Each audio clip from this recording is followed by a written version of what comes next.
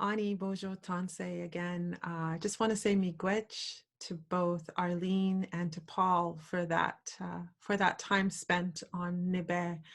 I've already introduced myself in the language of the territory that I'm personally situated in, which is in Niswakamuk, or Sudbury as it's known in English. And I think Paul had brought up language and the importance of language, and the importance of asking whose voice is at the forefront. And I start off with acknowledging Nibe, the water, and I think that voice is always um, is always the voice that we need to pay attention to the most. And that's one of the teachings that I received from my mentor and my teacher, Josephine Bahmandaman, um, the original water walker, the Anishinaabe Kwe Ogichita, Anishinaabe Kwe Ogichida, Nibe Ogichida, that warrior for the water. That's one of the things that she taught me, is to, it's not about us. It really is about the water first. We have to do it for the water, right? Walking the talk, the title of this webinar, is in reference to her words. Those are the words that she always used to say. You have to walk the talk, right? You can't just talk. And so that brings us back to this idea of language and the importance of language, the importance of understanding what is conveyed through our word choices. And I look at some of the declarations that Paul has introduced, and of course the one in 2017 from Wasakum. He initiated that under the 2017 For the Earth and Water Walk. And so Anishinaabeg people have had this relationship. Indigenous peoples in general have had relationships with the water from a very different perspective. And again, it's with the idea that the water herself is a living entity. And the water as a living entity comes to us in multiple forms, whether that be the rain or the ocean or the spring water, the groundwater, the snow and the ice, and like Paul mentioned, our birth waters, right? Those of us who have had the fortune of being that doorway for life. Part of life itself is the water. And the ramifications and the beauty of that is very deeply profound when you take the time to enter into that knowledge and enter into that relationship with Nibe herself, Nibi, as we say in Plains Cree. And, the perspective that I bring is just one of many. I have been influenced by Anishinaabe understandings of the water because of my mentorship with Josephine Ba, because I walked with her, because I walked with grandmothers like Shirley Williams and Liz Oswamick. I walked all around the Kawartha Lakes. I walked around all of the Great Lakes. And so my experiences, my knowledge in terms of my own relationship with the water is rooted within Anishinaabe understandings. And I'm also a Midekwe, right? I belong to Minwewig and Midewin Lodge out of Wikwemkung and out of Roseau River. And many of our understandings, my own personal understandings, come from that particular society and that particular knowledge bundle. Not saying that there's many other people's perceptions when it comes to indigeneity. However, the common thread is that recognition that the water and the earth are living. And that's very different than water is a source of life, right? Because when you shift that, when you take just a source of life, it is life, right? So water is life. We pay very close attention to language within Indigenous concepts and within the scope of Indigenous languages, when you understand some of the concepts embedded inside of our languages, it opens up an entirely new way of seeing the world. And once you begin to see the world through the lens of our own ancestors, the world becomes a very, very different place. And so, the idea that we could own a body of water, it's akin to, like, how could we own another living being? How can we own somebody else? Because Nebe or Nipi, the water, the sources, the bodies of water are seen exactly as that. That we look slightly different, right? What is it that we're 80% water, 70% water, according to a scientific perspective, speaking of. So we are water as well. And the only difference between us and that lake, or Lake Superior as it's known in English, the difference between us and those bodies, it's only 30%, right? And when I became a water walker, it was the first time that I really began to be conscious of those bodies, because they're very different. Each body of water has a different personality, and the only way you can recognize that is when you enter into a relationship with those bodies of water. And so the idea that, that we can own water, or that we can sell water, it's very deeply disrespectful, right? The idea that we are polluting the source of life herself is deeply disturbing. And it's what drove those grandmothers, those early grandmothers who began water walking back in like 2003. Even before that, though, there was conceptualizations of the need for the message to get across, that, like, this is it. We only get one chance, and we have to come to a different understanding in order to look ahead, right? And when we talk about responsibility, we talk about our obligation, we talk about relationship. And so, I'm a grandmother. I have two beautiful, beautiful granddaughters who are like, they are my everything. And I'm an auntie. I have so many nieces and nephews. I have Anishinaabe nieces. I have Cree nieces and nephews, other Indigenous nations. I've been fortunate to be called auntie. And I take those roles, auntie and kokum, nokomis, very, very seriously. And it's part of that understanding, right? That we have to look ahead. It's not just about us, it's not just about us, right? This idea that it's only about us is very foreign from an Indigenous perspective, from an Indigenous consciousness. And I think that's what has to shift. If you're talking about giving primacy, I think our consciousness has to shift. And that's something that Joba advocated for, right? We need to look ahead. 7 times 7, that was one of her favorite phrases. 7 times 7 generations.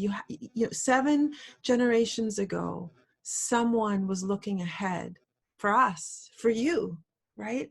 You may not know who some people are like, well, I was adopted. You may not know where it is that you've come from. Even if you don't, your ancestors know you.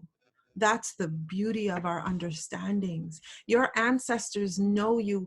You don't need to know exactly. Maybe you were adopted. Maybe you were part of that foster care system, and you have no idea where it is you've come from. That's okay. Maybe the lines of those ancestral lines were interrupted by the processes of colonization, both for as an Indigenous person and as a non-Indigenous person. Maybe you simply don't know. It doesn't matter. From our perspective, your ancestors will know. And somewhere 7 generations ago, someone was thinking about you with love, with absolute pure love, wanting the best for you, wanting you to understand your place in creation.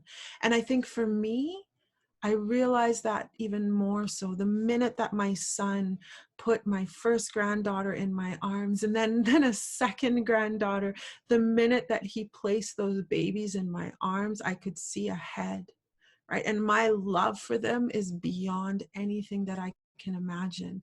My love ahead, thinking, I may be someone's ancestor, and knowing that is all the responsibility and obligation that I need to do. I will do everything I can to make the world a better place for my children and my grandchildren to come.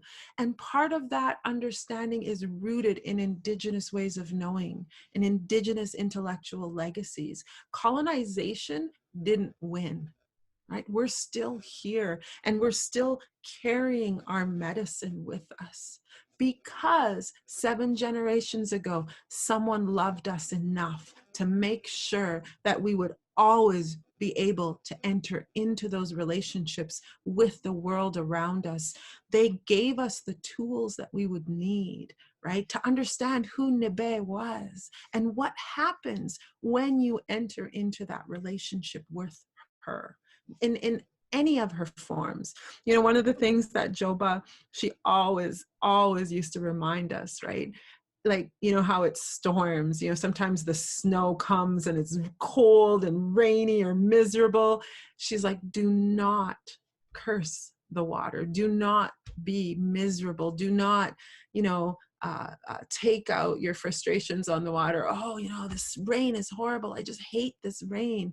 She was like, that in and of itself is not conducive, right? You're impacting that relationship with that particular form of water. And it's so powerful when you begin to understand. Like I said, I can't go into it in 25 minutes, but if you have the opportunity to listen, to actually genuinely listen to who we are as Indigenous people in our respective nations, in our respective territories, because my relationship with the water is going to be very different than, say, someone who's from British Columbia, right? I'm a prairie girl. I didn't grow up with the ocean. So, I grew up with the Saskatchewan River, right? So that is a body of water that I'm going to enter into a relationship, that I have a relationship with. It doesn't preclude you from entering into those relationships. Like I said, I moved here to the territory of the Anishinaabe, and I was able to enter into a relationship. I put the time and the energy and the effort into understanding who these bodies of water were, right? And so, like anything else, you can't just walk up to, you just can't walk up to a body of water or to a form of water and be like, hey, I'm, this is who I am. What can I get from you? What can I take from you? Because how would you feel? How would you feel if someone was like, I'm going to own you. I'm going to bottle you up. I'm going to sell you, right? When you begin to understand that the water has life, that the water is life, that the water is a living energy that has memory, right? That's the other key. The water has memory. She remembers who enters into relationships with her, and she remembers who disrespects her. And another one of Joba's phrases was, we can discontinue our negligence. We have that choice. We have the free will to discontinue our negligence of Nebe, right? And so, when you think about that in the context of all of these declarations, that for me is of the prime importance. We have to define what that negligence is. I mean, in some ways it's very apparent, right? But in other ways it isn't. So it's up to us as individuals. We have that autonomy and we have that choice to discontinue our negligence in each step of the way, from the very smallest step, like turning off the tap water, to the very larger steps of advocating, right? Advocating for not just us and our immediate family to discontinue our negligence, but for the larger world to discontinue the negligence, because once that water is gone, and you can speak to many of our own community members who don't have access, right? We are in positions of privilege. If you can turn on the tap, that's privilege. If you can crawl into the tub and not worry about there being any kind of chemical residues or any kind of poison or any kind of anything that will harm you inside that's privilege. Many of our own people, as Indigenous people, we don't have that. And you don't have to go to the far north, right? There's this kind of idea that only people in the far north have water issues. Serpent River, just down the road, they have no access to water. They have to bottle their water in. Same with other communities down south. Many communities where I come from, my auntie and uncle lived on Mistawasa's reserve.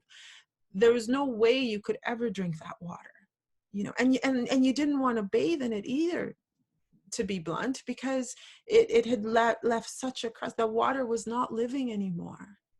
And so, there's so much that we can get into. But I think for me, when we're talking about giving voice, we have to learn to enter into those relationships. And if you don't know how to do that, you have to find the people who can help you learn that.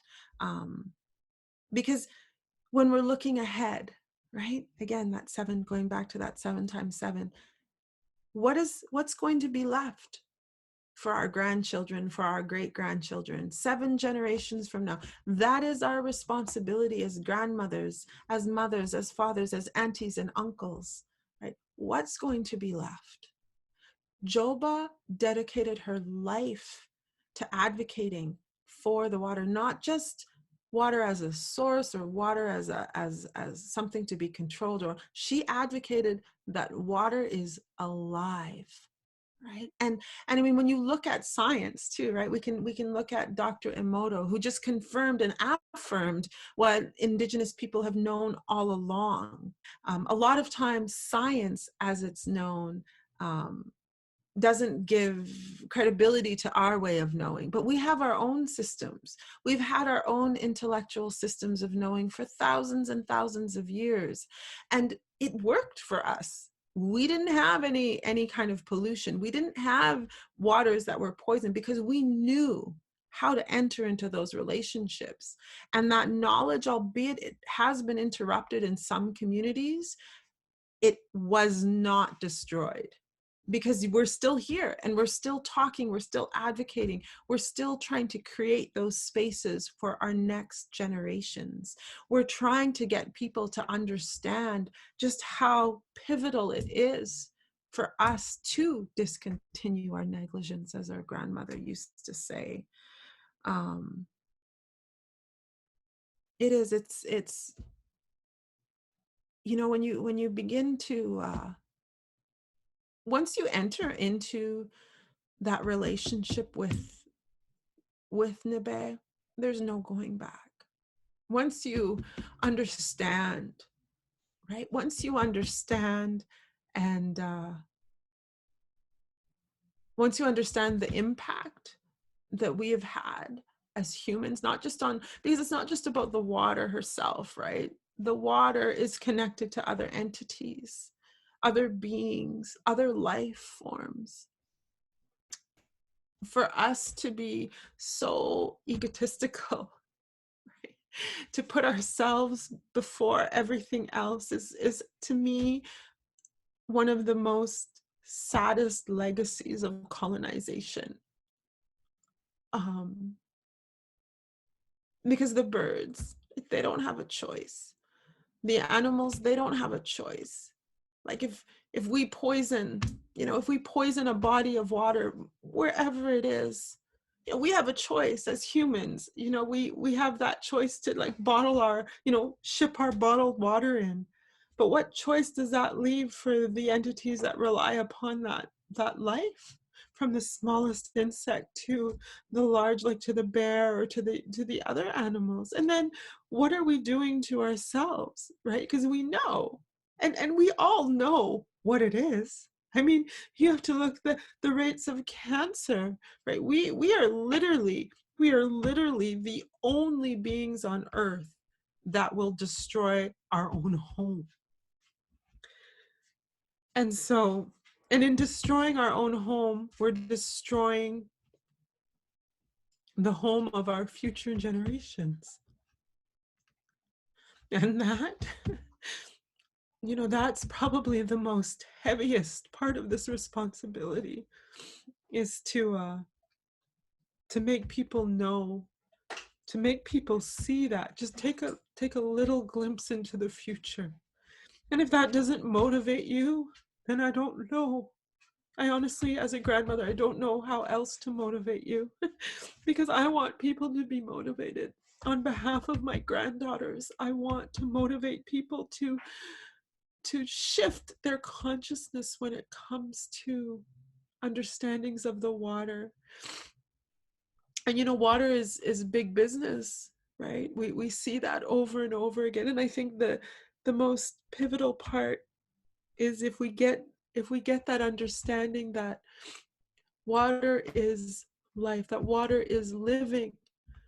I think if that understanding is communicated on a larger global scale, if you turn to your respective indigenous nations in your respective the territories that you're situated in, I think that's the key. The key lies with us as indigenous people. It always has. And our elders, they know this. And those of us who have, come out of some of that colonial trauma, we've shaken off the colonial hangover, if you will, and we're aware of the power inherent inside of our ways of knowing, inside of our understandings, and inside of our relationships with our respective entities, whether it be Shkakamikwe, the earth herself, or the insects or the animals. Once we begin to have those relationships, there's no going back. And our inherent power is what is feared the most, even to this day, right? Colonialism isn't over. Colonialism is an ongoing project. And you can see that because for people to take a step back, for people to understand and recognize our inherent ways of knowing and the power inside those ways of knowing, the world will shift. And for many, many people, they don't want the world to shift, whether because it's their own comfort, their own economy, their power, their money, what have you. The legacy that we have as Indigenous peoples is probably the most threatening legacy because it inherently has power. And it's the kind of power that you, once you begin to understand it, that power that's inherent in our relationships with one another, in our relationships with the rest of creation, it changes everything. And that change, I think, is what some people are afraid of the most. But for us, that change could lead to a different future, a different way of being, one where our ways of knowing are listened to and actually respected, right? And so I don't have all the answers, but I'm going to keep working and I'll keep advocating for people to enter into those relationships with the water. And it is really that easy. You just have to get to know. You have to get to know the water around you. And that includes the water within ourselves. I talked about Dr. Emoto, the scientist who had the experiments about water and how water changes, right? There's an actual molecular change. And, when I began to think about that from an Anishinaabeg perspective, of course, it makes all sense, right? We've known this for thousands of years. That knowledge has been passed down to us as mothers. And that was the other thing. mothers and fathers and men and women, we all have a responsibility for the water. It's not just a woman's task. And I think Wasakum's journeys have, and other men who've stood up for the water have shown us it's not just about, it's about all of us. We need to all take those responsibilities and obligations. There is a place for everyone on the gender spectrum. I think that's really important to point out. But if we look at what Dr. Emoto affirmed, we can see, right, we ourselves are connected in this deep and profound way. And so really, as Indigenous people, it means returning to our ways of knowing through the lens of our own nations, our respective nations. You can't get this knowledge in an institution. You can't find this knowledge in books. It is a lived experiential knowing. And our people hold the key. So find your way to our respective spaces, whether that be lodges or community centers. The knowledge is there for you. If you are an Indigenous person, it is your inherent legacy. If you're a non-Indigenous person, you have responsibilities and obligations as well to the ancestors of the territories that you're now situated in.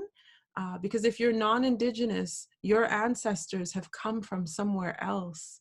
And people have that argument, well, I've been here for my ancestors have been here for 7 generations. Well, ours have been here for thousands. The scope of that is very, very different. And so you've agreed, your ancestors agreed inside our sacred understandings and our sacred laws, like the treaties. Your ancestors agreed there are certain responsibilities and obligations on the part of non-Indigenous people, whether you've been here for 7 generations, whether you're just arriving. You have a responsibility and an obligation to the territories as well, because you're asking to make this space your home. And so in order for you to understand what those are, again, you have to find us. You have to know who we are, and you have to respect our voice and respect our ways of knowing to get to that place of understanding and that place of truth and reconciliation. There can be no reconciliation without the truth. And so the truth is, you need to give voice to us if you really want to learn, right? It has to be from our own perspectives. And so, in the end, our people take years and years and years and years to study our ways of knowing. You can't get this in an undergraduate degree in 4 years. You have to walk the talk. You have to enter into relationships with Indigenous people, and you have to enter into relationships with our territories, with the lands and the waters of our ancestors, and on their own terms, right? And so with that, I encourage you all to think about some of these things. I know it's a lot of information in a very short period of time, but I look forward to engaging with the audience and any questions, and to say miigwech kananaskomatin to each and every one of you for listening in on this webinar. And if you have questions, concerns, I really encourage you to continue the conversation with us. Again, nahau, miigwech.